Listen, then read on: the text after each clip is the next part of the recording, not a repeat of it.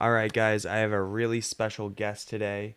I have author, astrotheological specialist, Micah Dank. How you doing, Micah? I'm good, man. How are you? I'm doing great, man. Great to have you on. Um, I've seen your stuff.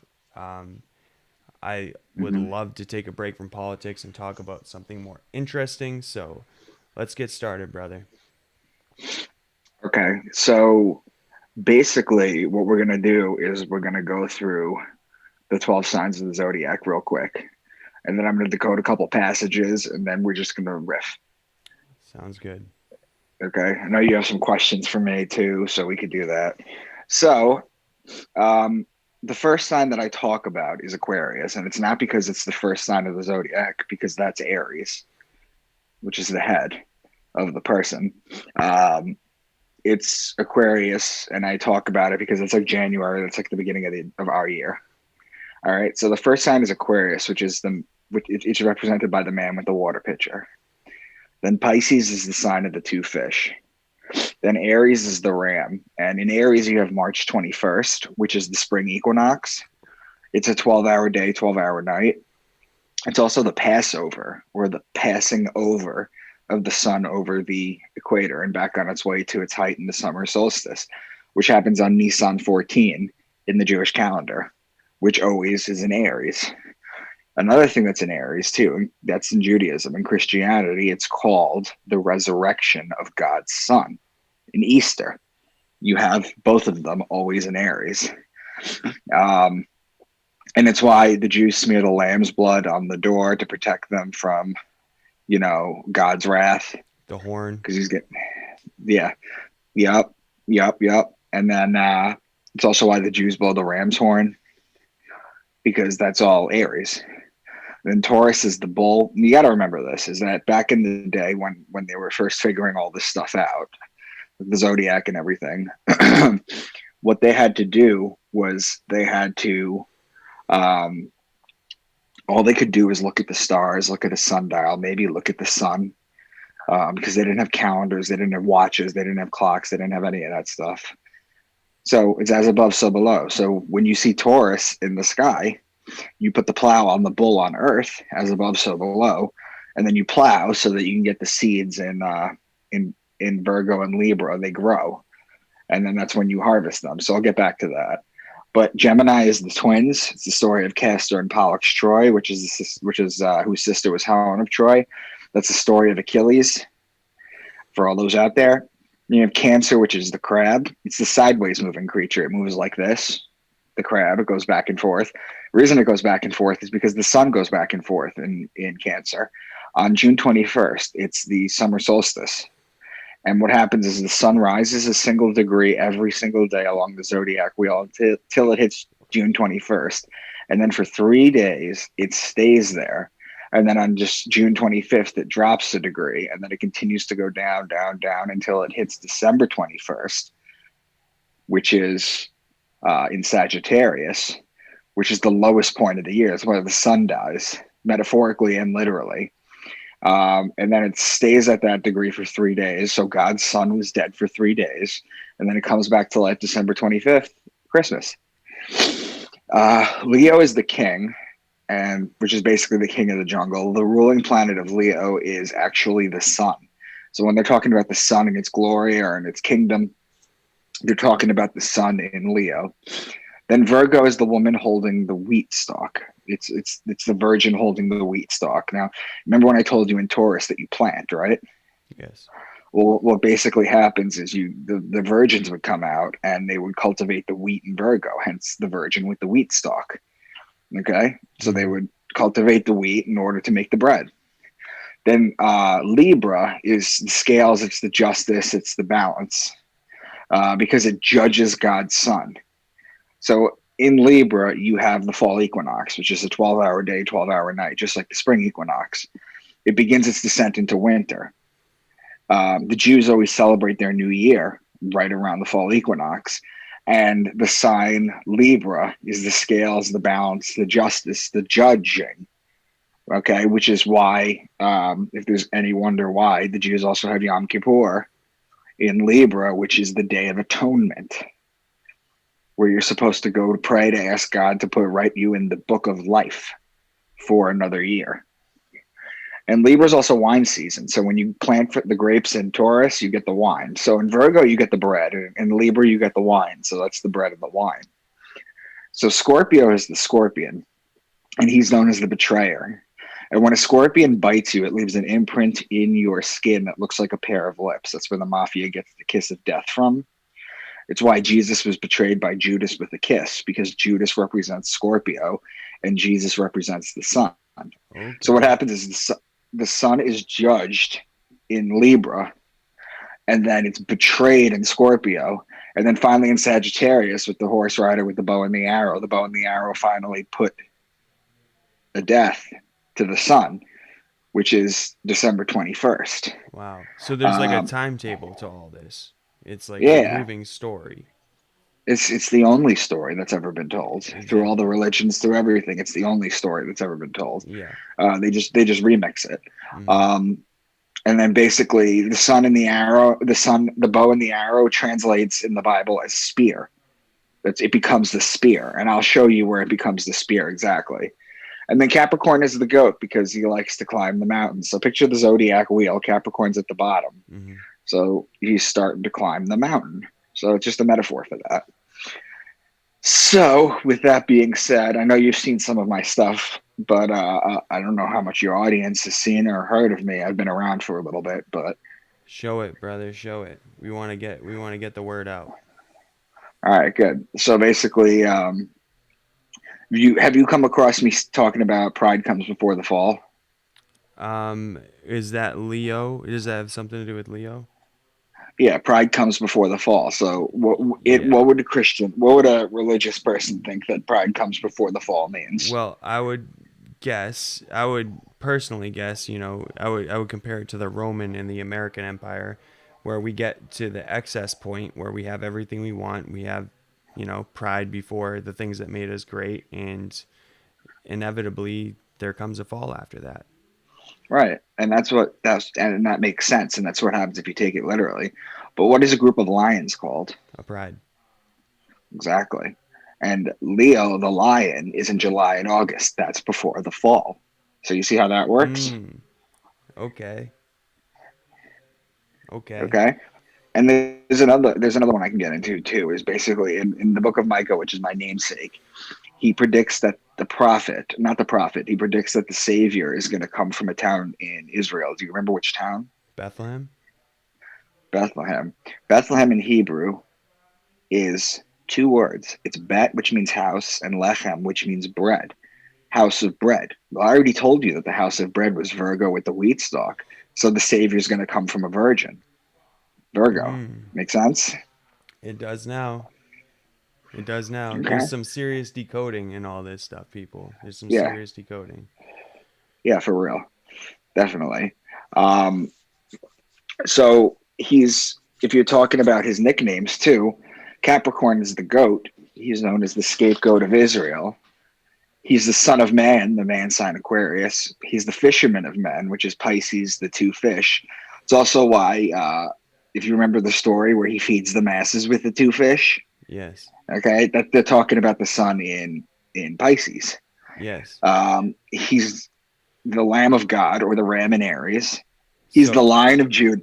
I'm sorry. so I was gonna say, like every age, and I don't know if I should ask this yet, but every age there seems to be a religion based upon the sign. So the Jews came about during the Aries, the ram. Right.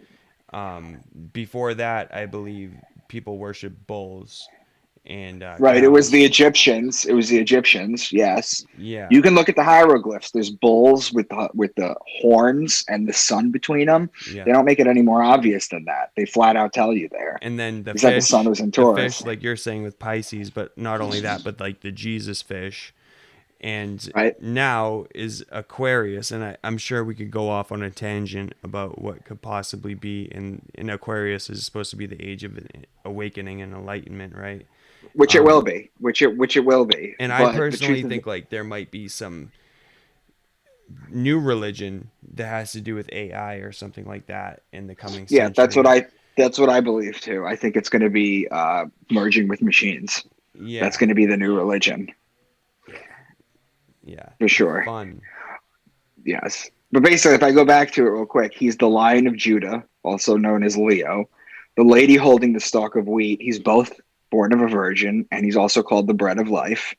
In Libra, it's the scales of justice. He's known as the just one. He's betrayed in Scorpio. He dies in Sagittarius, and that's also why he's worshipped on the sun day. Mm. He's worshipped on the sun day. See, the Jews worship on the Saturday, which is the Saturn day, because it goes back to Saturn worship. And I And know you wanted to get into they that. wear the black cube on their heads as well, the black cube of Right. Saturn. And I have a bunch of questions on Saturn as well because you see it in the Muslim religion as well when they walk Hmm. around Mecca, which is a black cube. Right. The Jews obviously for a long time have gone about this black cube, and I don't know the significance of Saturn. I do a little bit, but I think you'd know a lot more, and I think you'd be able to explain to our viewers a lot more the Hmm. significance of Saturn because it's an ancient. It goes back years and years and years. So Saturn was, we were actually able to see that in the ancient times. Okay. And you were able to see the rings. Okay. That's why you have to wear a wedding ring. Okay. You have to wear a wedding ring because of Saturn's rings. Women had to wear their ear rings because they had to listen to their god, and their god was Saturn. Saturn was the big boy. He was the biggest planet that we saw. I'm not the biggest planet that we saw. I'm sorry. He's Second, basically he's the big boy. Yeah, it takes him Jupiter. 30 years to go around the sun. In fact, in early on, Jesus disappears at age 12 and comes back at 30. Well, he leaves at age 12. That's one sign for the zodiac, one for each. And then he comes back at 30. They say that your wisdom comes after Saturn makes its first return. And it takes 30 years for it to do it. So, boom, he comes back at 30. There you go. The wedding ring and the earring. I never really put that together, but Yeah, um, that all has to do with Saturn. All has to do with Saturn worship. is there any Christian tie-in to the worship of Saturn or no? Because I've also heard that Saturnists are like, you know, when people talk about the deep state, and we don't even have to talk about politics, but the evil people who worship evil. Right. There seems to be some type of correlation between that and Saturn. Is it that simple, or is it more complicated than that? What you have to understand is that, and this is like a long rabbit hole to go down, but basically the shortened version of it that I could tell your listeners is basically this: is that um, when it comes to hell, okay, which is reserved for the devil, hell is not hot; it's actually cold. It's actually freezing cold. Saturn is the ruling planet of Aquarius, and which is the dead of winter. In fact, the word inferno goes back to the word inverno in Italian, and inverno means winter. So it goes back to that. So hell's actually cold. Dante Alighieri in the Divine Comedy, when you go down to the final level and you see Satan, he is in a lake of ice Mm. because his wings are flapping so hard that they froze everything, and he can't get himself out of it. He's half frozen in it. So they tell you this. So it's all hell. I mean, it's all cold. And Saturn also has a connection with Satan too. But that's for a different thing, Okay. basically. But basically, Saturn, there's no Christian basis to that. It's mostly Muslim and Hebrew. As far as Christianity goes, that's the worship of the sun. Early Christians were known as Helionostics, which is a knower of the sun. Gnosis, to know. Was Gnostic, that the Gnostics? Yes. Right. yeah, Yeah. those were the early Gnostics. Yeah. And I would love to get into some Gnostic texts later because there's a lot of mystery surrounding those, and I myself need to brush up on that. Hmm. But So we could start decoding some of these passages that I could show you, besides the stuff that I've showed you already. let's do it. This one is going to be blatantly obvious to you now that I went over the zodiac sign. So I'm going to read it to you. We'll start with one from the Old Testament, and then we'll move to the New Testament, and then move back to the Old Testament, just so I could show you that it's the Bible is an astrology book, and it both the New and the Old Testament it follows suit. Okay, Okay. so in Deuteronomy 32, he says he gave them honey from the cliffs and olive oil from the rocky ground. He gave his people butter from the herd and milk from the flock. He gave them lambs and goats. They had the best rams from Bashan and the finest wheat. They drank the best wine made from the juice of red grapes. But Jeshurun became fat and kicked like a bull. So you see how many signs are just in that Yeah, one I passage? ram bull. Yeah, there was a bunch. Even they drank the wine. That's Libra. He gave them honey from the cliffs. In Cancer, in the constellation Cancer, I mean in the zodiac sign Cancer, there's a group of stars called an asterism. Okay, which is called the Beehive Cluster. It's just a tight knit group of stars. It's called the Beehive Cluster. That's where the honey comes from. In fact, the milk comes from the Milky Way galaxy, which its middle is in um, Sagittarius. So from Cancer to Sagittarius, that's the land of milk and honey. Mm, got it. Got it. I do have a question. And this may be a little off topic, but I know that the ancients used astrology pretty frequently. You can see in Göbekli Tepe, and the Right. pyramids are aligned with, I think it's the Osiris star system or Orion, Orion. Orion. Orion. Is there any significance to that? Is there some type of like energy they're tapping into, or Well, since you're a kid, you since you're a kid, what's the one zodiac? I mean, what's the one constellation you could find? Like you could always find Orion's belt. yeah? You could always find Orion's belt. People don't, and it looks like the warrior Orion, and it just, I mean, all over the world, there's pyramids that line up with it. Yes. So I don't know where it comes from in general. I don't know if there's like eight sentient beings there. I don't know if that's the case, but I do know that there's a very important one back in the day. What was that? No, the constellation. It was incredibly important back in the day, but as far as why they felt the need to line everything up with that, I'm not sure. Have you ever heard of anything about the ley lines, um, longitude, latitude, going down 33 degrees from Earth? One lands like directly in Cairo, Egypt, and one lands directly where the Aztecs were in Mexico, and that's where pyramids tend to be.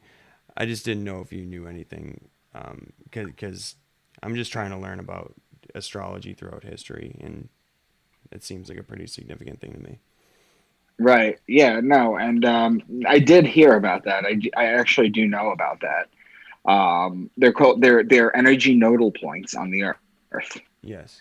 They're energy nodal points.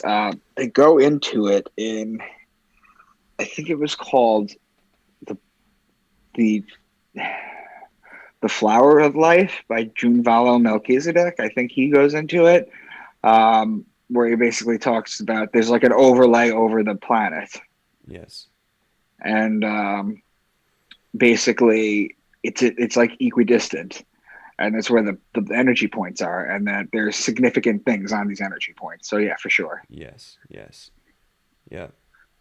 But so one of the things that made me want to get you on was you're an author, and I know that you write fiction, but my assumption is that a lot of what you write is not fiction, but you might get a little more free will writing fiction. If you want to Hmm. go get into your books and describe that a little bit, that would be awesome. Yeah. So basically, I have a 6 book deal with a publisher. It's professional. It's not like self-published. It's not like a vanity publisher. I have a legit 6 book deal. 3 of them are out already. The fourth one's coming out March 15th. And basically, what they are is, yeah. So I wrote fiction books because it's easier to get away with information because people could just brush it off if they don't like it. And the truth of the matter is that um, I've got plenty of readers that come to me and they're like, I love the way you approach this material, because what I basically have is I have the characters discovering like these kind of codes that I'm going through with you right now. They figure it out. They're parts of it's like a Dan Brown novel. You know, they figure out the cryptograms, the anagrams, it's all this stuff in it. And they Mm-hmm. basically decode it. Excuse me. Like this one, for example, Revelation 4:7. The first living creature was like a lion. The second was like an ox. The third had the face like a man. The fourth was like a flying eagle. So you have lion, Leo, ox, Taurus, face like a man, that's Aquarius. Fourth was like a flying eagle. So the Scorpio is the scorpion, it's the belly crawling creature on Earth. It slithers on its belly and it's the lowest form of life. But in astrology, its evolved form is the eagle. And from the eagle, it can evolve once more into the phoenix, which is the story of Jesus. So it's basically, you do your thing, you die, you rise from your own ashes, metaphorically, as Jesus basically did. Um, and that's pretty much it. So the flying eagle becomes Scorpio. So then you have Leo, Taurus, Aquarius, and Scorpio. Um, for the zodiac wheel, if you take the solstices and the equinoxes, they make an X. They make a cross, a perfect cross. These four make an X through the cross, and they happen to be the four fixed signs of the zodiac. Mm. So what does that mean for someone that is Well, new? have like your mutable sign, your cardinal sign. I don't know. Okay, Have you ever heard of that? I have. I've It heard just so that. happens that this passage refers to the four fixed signs. It wasn't done by accident. Okay, It was okay, very carefully chosen to be okay. buried in there.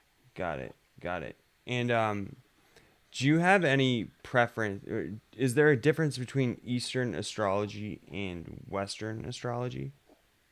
I'm not big on like Chinese astrology, although I do Okay, mention it in one of my books, my okay. second book, I think.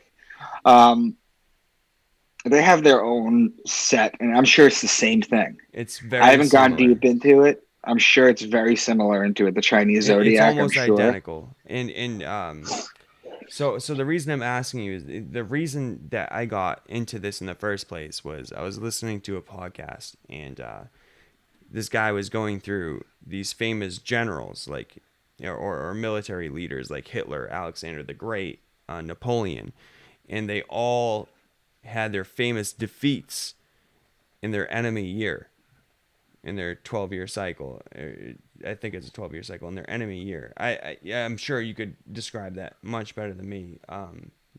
With their enemy year, but yeah, that's what plugged me into this. I was just like, this can't be a coincidence that all these people are just having bad things happen to them in their enemy year, and I happen to be in my enemy year in 2021. So, God protect me, please.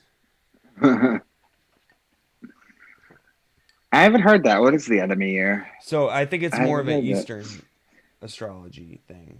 Right. I saw Gary the numbers guy talk about it, but there's like 12-year cycles. So I'm an Aries. I'm a Ram. In my birthday is in April.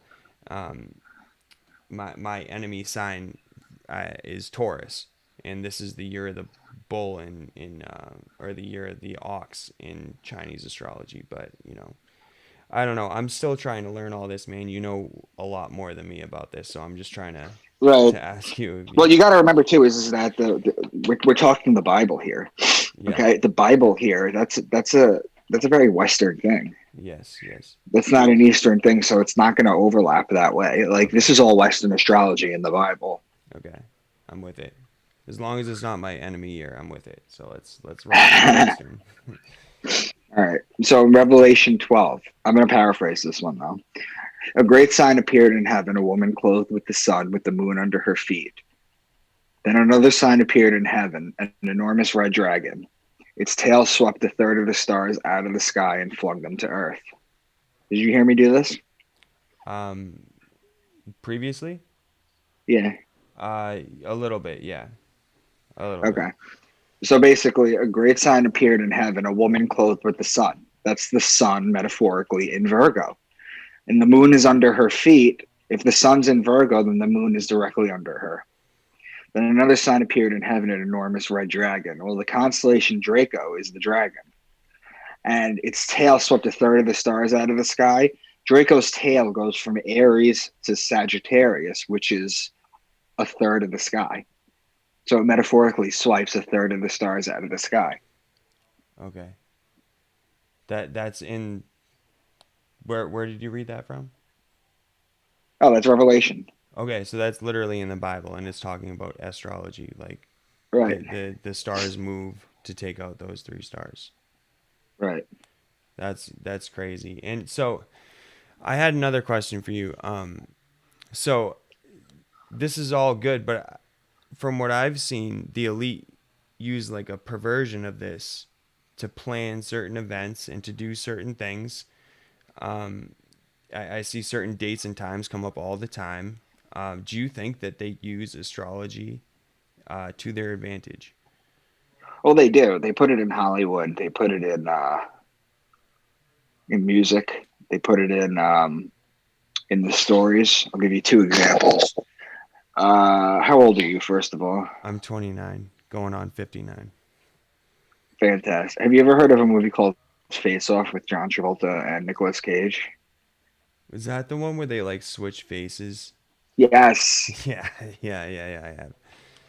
All Yeah. right. Well, in that movie, Nicolas Cage and his brother were named Castor and Pollux Troy. That was their names in the movie. And their enemy was John Travolta, whose name was Sean Archer. Well, the Archer is the bow and the arrow, and that's Sagittarius. Those are Sagittarius. opposing signs. Is that Those are opposing Sagittarius and signs. Gemini? That's Sagittarius and Sagittarius. Gemini? No, Sagittarius and Gemini are opposing Yeah, signs. that's what I'm saying. That those two are Gemini and the Sagittarius was Travolta. Yeah, yeah. Wow. That's sick. So they throw The little other thing stuff in too, there. yeah, they throw little stuff in there too, and I'm sure they do it a bunch. I don't usually keep an eye out for it because when I try and get entertained, I just like to be entertained. I agree. Um, in during, do you know why New Year's Eve is January 1st? I mean December 31st. Well, isn't doesn't it have something to do with the alignment of the sun in Sirius above you? Yes, Okay. yes. So Okay. you did hear that. Yeah, I've heard that before. I've heard that Yeah. before. So Yeah. Sirius is at its height, and then follow it straight down, and it's you on Earth, and then follow it straight down, and it's the sun. Sirius is at its height for the year on December 31st, and it's our dog star. Fast forward to the 9/11. Okay. They told you about 9/11. They said one dog died. Okay. Hmm. And its name was Sirius. Whoa. So they throw that in there too. So this is all intentional. Hmm. They have to let you know what they're doing. It's So called revelation of the method. They have to tell you what they're doing. and They this have this opens up a whole other book of worms for me. I know that I don't know if they're Satanists or Saturnists or whatever, but they have to show you what they're doing in order for like karmic debt not to get back on them. Am I right in saying that, or am I something to that wrong? effect, Something. basically. But Okay. basically, they have the law. They have this law that they have to show you what they're doing. And if you allow it to happen, then screw you. Yeah, exactly. That's what I've picked But up. they have to show you. They Yeah. have to show you. Yeah. So they sneak it into movies or this and that. That's how they get away with it. Yeah, I think you were talking earlier about like esoteric hand symbols or something like that. I don't know if you want to get into that because I'm fascinated by this stuff, man. Well, that's gonna take an hour in itself. So we don't Okay, really we'll have do that. time. We'll We do don't. that next time. We'll do that next time. Yeah, we don't really have time to do that. But I can Yeah, read you another passage please do. from the book. Okay, this is. So, are you familiar with the Book of Job? I am not. Okay. So, for your listeners who are not familiar, Job was a biblical character, and he was very I mean, he was very what's the word? He was very righteous, and he had an abundance of things. So he was very thankful for what he had. And Satan went up to God and said, if you take away what he has, he'll curse you and this and that. So they make a bet. So little by little, he starts losing shit. And then what ends up happening is finally he just turns to the sky and he just calls out to God, "Why have you done this?" You know, but he does. He never curses him out. You know, he just asks him. So what I'm going to read to you is God's voice, God's challenge to Job. So it says, "Can you lead forth the Mazzaroth?" That's his first line. The Mazzaroth the Mazzaroth literally means the zodiac. So his first line is, "Can you lead forth the zodiac?" Mazzaroth over time becomes Mazalot, which then becomes Mazel Tov, which means good fortune from the stars. So the Lord's challenge to Job. He says, "Can you bind the chains of the Pleiades? Can you loosen Orion's belt?" Those are two obviously sign Yeah. of, yeah, right? Wow. But then he says, "Can you bring forth the constellation in their season or lead out the bear with its cubs?" The constellation are the zodiac above. The bear and its cubs are Ursa Major, the Great Bear, and Ursa Minor, part of the Big Dipper. Who can tip over the water jars of heaven? That's Aquarius. Do you hunt the prey for the lioness and satisfy the hunger of the lions? That's Leo. Who provides the food for the raven? The constellation Corvus, which means raven and borders on Virgo. Do you watch where the doe bears her fawn? That's Mariga, Mriga, which means deer and is located in Orion. Who let the wild donkey go free? That's Acellus borealis, meaning donkey, and is located in Cancer. Will the wild ox consent to serve you? That's Taurus. The wings of the ostrich flap joyfully. That's Lambda Achille or Al Faliman, which means two ostriches in Arabic. Do you give the horse its strength? It laughs at fear, afraid of nothing. It does not shy away from the sword. The quiver rattles against its side along with the flashing spear and lance. Remember when I told you that it becomes a spear? Yes. That's where it becomes a spear. That's where they say it's a spear. Okay. Wow. That's Sagittarius with the bow and the arrow. Does the eagle soar at your command and build its nest on high? That's Aquila, which is the Latin name for eagle and is a constellation a few degrees That's where my above the family's from in celestial Italy. equator. Aquila, Italy. It means eagle. Yeah, Aquila. Yeah, it Yep. means eagle. And it's a few degrees above the celestial equator. And finally, he says, "Can you pull in Leviathan with a fish hook?" And that's Pisces. Wow. So, So that's just riddled. yeah. Riddled with astrology in there. So let me ask you something, Mika. Why do traditional religious scholars and priests and other people hide this from us? Why They don't don't. they? They don't know. They don't know. This isn't what they're taught in priest school or in rabbinical school. So you think it goes much higher than that? Oh, yeah. So explain They to don't me know what your this. theory is on that.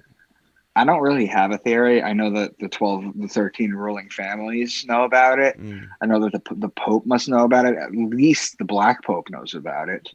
The Jesuits might. To be honest with you, I don't know who knows, mm. but I do know is that this is irrefutable. And It it's like really here, is. It really is. The more you talk about it, there's too many I think it's called I forget what it's called, but there just becomes a point where there's just too many coincidences where mathematically it can't be, you know. right? I could do this all day, but the important thing to recognize is this: is that the Roman Catholic Catechism. You know what the catechisms are? The catech the the chambers below Rome where all the skeletons are No, put. those are the catacombs. Okay, This is the catechisms. This is like the amendments to the I to the don't. Bible. I don't. I'm going to read you one of the Roman Catholic catechisms. Okay. Catechism 2118, 2116. All forms of divination are to be rejected, recourse to Satan or demons, conjuring up the dead, or other practices falsely supposed to unveil the future. Consulting horoscopes, astrology, palm reading, interpretation of omens and lots, the phenomena of clairvoyance, and recourse to mediums, All conceal a desire for power over time, history, and in the last analysis, other human beings, as well as a wish to conciliate hidden powers. They contradict the honor, respect, and loving fear that we owe to God alone.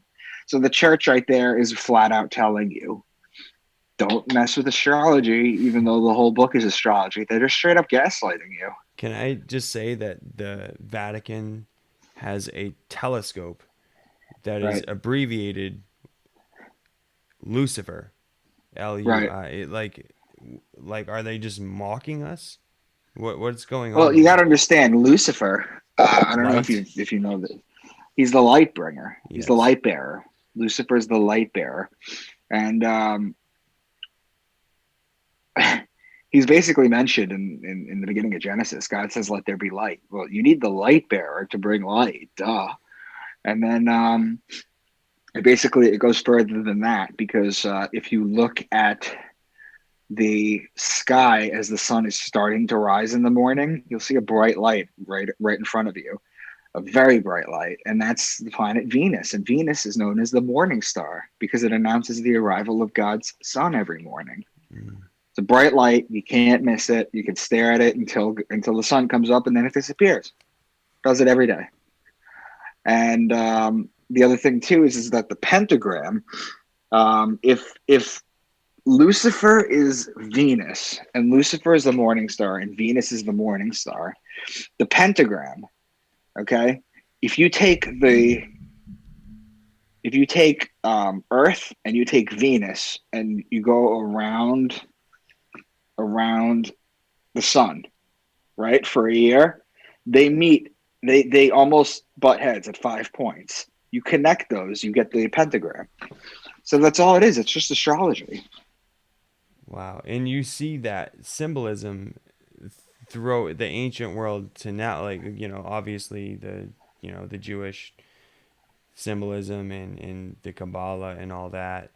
I've always thought there was more to it. I think math is the universal language, and that definitely plays a part in it. But there's just so much hidden symbolism throughout the world, and I think astrology has hit a resurgence in the past few years where people are really starting to get into it. But I don't want to get into the tacky back page of the magazine astrology. Like, I really like this stuff is really what I'm interested in.